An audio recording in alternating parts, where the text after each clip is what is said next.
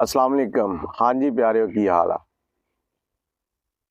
कदी कदी जिंदगी ਦੇ ਵਿੱਚ ਇਹੋ ਜਿਹੇ ਵਾਕਿਆਤ ਵੀ ਆ ਜਾਂਦੇ ਆ ਕਿ ਜਿਹੜੇ ਬੜੇ ਅਜੀਬ ਹੁੰਦੇ ਆ। ਮੌਕੇ ਤੇ ਬੰਦਾ ਕਰ ਜਾਂਦਾ, ਲੇਕਿਨ ਬਾਅਦ ਚ ਸੋਚਦਾ ਕਿ ਸ਼ਾਇਦ ਇਹ ਨਾ ਹੀ ਕਰਦਾ ਤੇ ਚੰਗਾ ਸੀਗਾ। ਹੁਣ ਇੱਕ ਆਪ ਬੀਤਿਆ ਵਾਕਿਆ ਸੁਣਾਉਂਦੇ ਆ। ਕੁਝ ਦਿਨ ਪਹਿਲੇ ਇੱਕ ਦੋਸਤ ਦੀ ਕਾਲ ਆਈ ਤੇ ਉਹਨੂੰ ਮੈਂ ਨਾਂ ਤੋਂ ਤੇ ਜਾਣਦਾ ਸੀਗਾ, ਲੇਕਿਨ ਕਾਲ ਤੇ ਜਾਂ ਵੈਸੇ ਉਹਦੇ ਨਾਲ ਕੋਈ ਤਾਲੁਕਾਤ ਨਹੀਂ ਸੀਗੇ, ਕਿਸੇ ਦੋਸਤ ਦੇ ਜ਼ਰੀਏ ਮਾਲੂਮਾਤ ਸੀਗੀਆਂ। ਉਹਦੀ ਕਾਲ ਆਈ ਤੇ ਉਹਨੇ ਕਿਹਾ ਮੈਂ ਨਾ ਫਲਾਂ ਕੰਮ ਜਾਣਾ ਤੇ ਮੈਂ ਇੰਨੇ ਕੁ ਵਜੇ ਤੈਨੂੰ ਫੋਨ ਕਰਾਂਗਾ। ਠੀਕ ਹੋ ਗਿਆ ਜੀ। ਹੁਣ ਮੈਂ ਵੀ ਸ਼ਹਿਰ ਦੇ ਵਿੱਚ ਫਿਰਦਾ ਪਿਆ ਸੀਗਾ ਤੇ ਮੈਂ ਉਹਦਾ ਨੰਬਰ ਸੇਵ ਨਾ ਕੀਤਾ। ਉਵੇਂ ਹੀ ਘਰ ਆ ਗਿਆ। ਮੈਂ ਕਿਹਾ ਸ਼ਾਮ ਨੂੰ ਕਰ ਲਾਂਗਾ। ਜਿਹੜਾ ਉਹਨੇ ਟਾਈਮ ਦਿੱਤਾ ਉਸ ਟਾਈਮ ਤੋਂ ਵੀ ਕੋਈ ਘੰਟਾ ਕੁ ਲੇਟ ਹੋ ਗਿਆ ਤੇ ਉਹਨੇ ਕੀਤਾ ਫੋਨ। ਮੈਂ ਦੋਸਤਾਂ ਦੇ ਨਾਲ ਲੰਮਾ ਪਿਆ ਸੀਗਾ, ਫੋਨ ਆਇਆ ਤੇ ਅਸੀਂ ਥੋੜੇ ਜਿਹੇ ਹਾਸੀ ਮਜ਼ਾਕ ਦੇ ਮੂਡ 'ਚ ਸੀਗੇ। ਫੋਨ ਆਇਆ ਤੇ ਮੇਰੀ ਆਦਤ ਆ ਵੀ ਜਦੋਂ ਕਾਲ ਆ ਜਾਵੇ ਨਾ, ਜੇ ਮੋਬਾਈਲ ਹੱਥ 'ਚ ਹੋਵੇ ਤੇ ਕਾਲ ਅਟੈਂਡ ਕਰ ਲਈਦੀ ਹੈ। ਮੈਂ ਕਾਲ ਅਟੈਂਡ ਕੀਤੀ ਤੇ ਮੈਂ ਕਿਹਾ ਹੈਲੋ।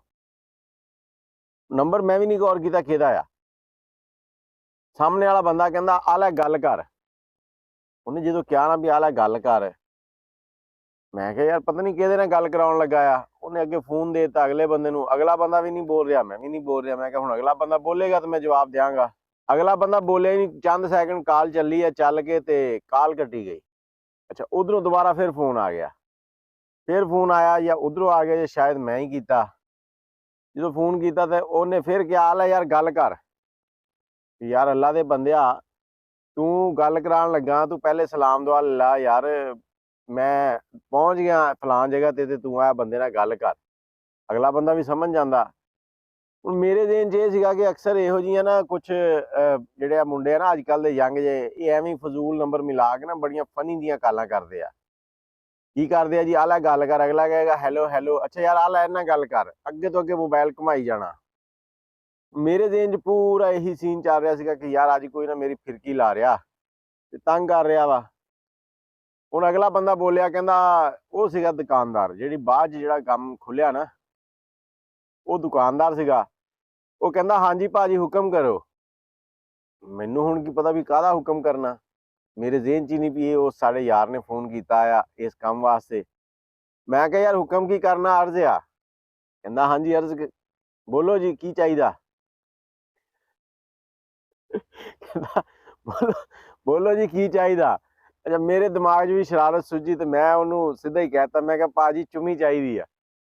ਉਹ ਅਗਲਾ ਬੰਦਾ ਹੱਕਾ ਬੱਕਾ ਕਹਿੰਦਾ ਹੈਂ ਕੀ ਚਾਹੀਦਾ। ਮੈਂ ਕਿਹਾ ਚੁੰਮੀ ਚਾਹੀਦੀ ਹੈ ਜੀ, ਚੁੰਮੀ। ਉਹਨੇ ਜਿਹਨੇ ਫੋਨ ਕੀਤਾ ਸੀ ਉਹਨੂੰ ਫੋਨ ਫੜਾਇਆ, ਕਹਿੰਦਾ ਆ ਲੈ ਫੜ ਲੈ ਜਾ, ਇਹ ਤਾਂ ਚੁੰਮੀ ਮੰਗਣ ਡਿਆ ਆ। ਉਹ ਜਦੋਂ ਉਹਨੇ ਇੰਨੀ ਗੱਲ ਕਹੀ ਨਾ, ਆ ਲੈ ਫੜ ਲੈ ਜਾ, ਇਹ ਤੇ ਚੁੰਮੀ ਮੰਗਣ ਡਿਆ, ਫੌਰਨ ਮੈਂ ਦੇਖਿਆ ਨੰਬਰ ਵੱਲ ਨੂੰ ਤੇ ਨੰਬਰ ਮੇਰੇ ਜ਼ਿਹਨ 'ਚ ਆ ਗਿਆ ਕਿ ਯਾਰ ਇਹ ਤੇ ਉਹਦਾ ਨੰਬਰ ਹੈ। ਇਹ ਕੀ ਖੱਚ ਵੱਜ ਗਈ ਆ।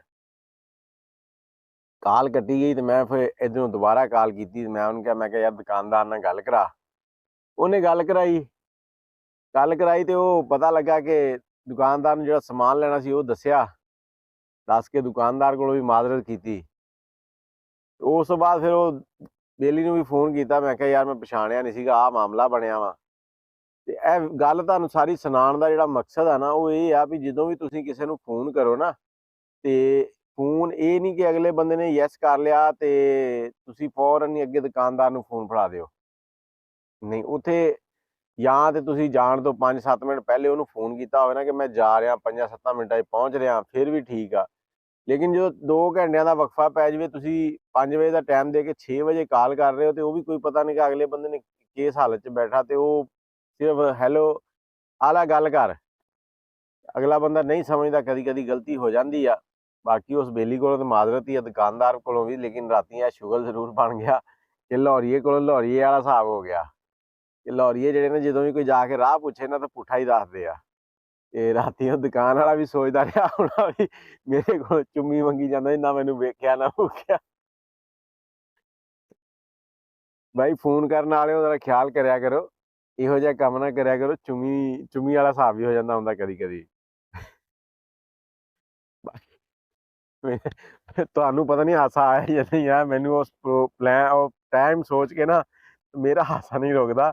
ਤੇ ਤੁਸੀਂ ਆਪਣੇ ਰਾਏ ਜਿਹੜੀ ਉਹ ਕਮੈਂਟ 'ਚ ਜ਼ਰੂਰ ਦੇਣਾ ਤੇ ਵੀਡੀਓ ਨੂੰ ਸ਼ੇਅਰ ਵੀ ਕਰ ਦੇਣਾ। ਅੱਲਾ ਹਾਫਿਜ਼।